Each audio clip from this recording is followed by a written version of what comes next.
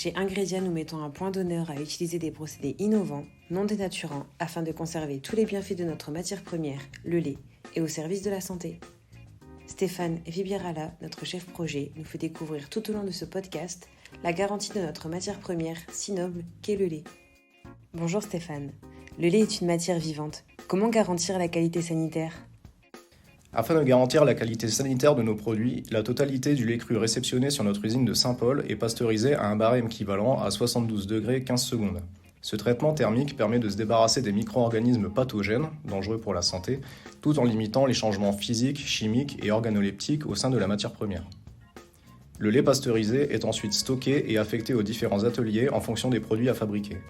En bout de chaîne, le traitement thermique permet de maintenir une qualité bactériologique optimale. Il peut s'agir d'une nouvelle pasteurisation pour nos ingrédients ou d'une stérilisation UHT pour notre lait en bouteille.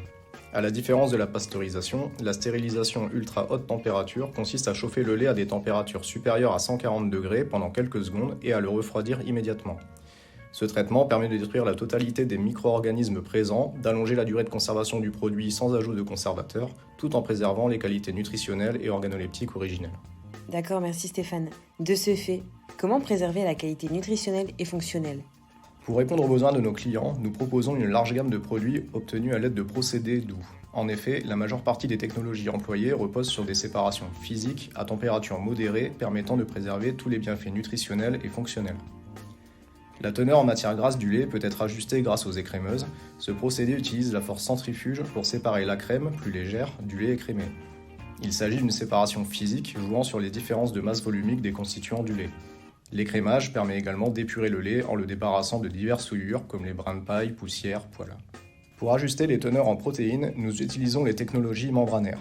Il s'agit là aussi d'une séparation physique basée sur la taille des composés du lait. La membrane agit comme un tamis qui va retenir ou laisser passer les constituants du lait. En fonction de la taille de notre tamis, du plus gros au plus fin, nous parlerons de microfiltration, d'ultrafiltration, de nanofiltration et d'osmose inverse. Très intéressant. Explique-nous un peu plus sur les procédés tels que l'ultrafiltration et la microfiltration, s'il te plaît.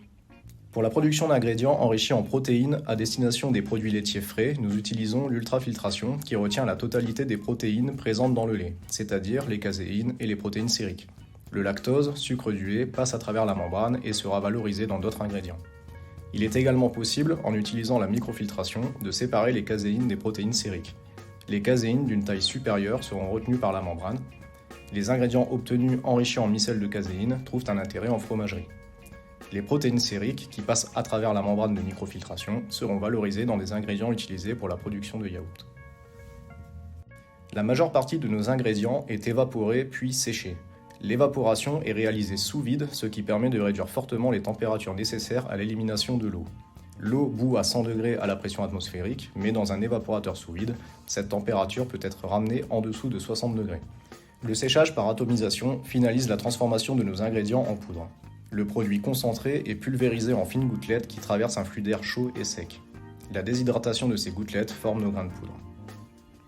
Notre matière première liquide, constituée de près de 90% d'eau, n'en contient presque plus une fois sous forme de poudre, moins de 5%. Cela permet d'alléger les coûts de transport et d'augmenter la durée de conservation de nos ingrédients. En effet, les micro-organismes ont besoin d'eau pour se développer. Finalement, c'est garantir la valorisation de toute la chaîne. Qu'est-ce que t'en penses ? Comme expliqué précédemment, nous utilisons principalement des technologies basées sur la séparation physique des constituants de notre matière première. Pour un produit traité, nous obtenons le produit recherché, mais également un ou plusieurs coproduits qu'il s'agit bien évidemment de valoriser. Par exemple, lorsque nous fabriquons des protéines enrichies en micelles de caséine à partir de notre lait cru, nous obtenons l'ingrédient désiré, mais aussi de la crème issue de l'écrémage, du perméat de lait enrichi en lactose, ainsi que des protéines sériques issues de la filtration membranaire. Tous ces produits, sans exception, sont valorisés dans nos divers ingrédients, soit 100% de la matière première réceptionnée à l'usine. C'est la fin de ce podcast sur les procédés doux qui sauvegardent tous les bienfaits du lait. Rendez-vous très prochainement pour un nouvel épisode sur Les Vérités.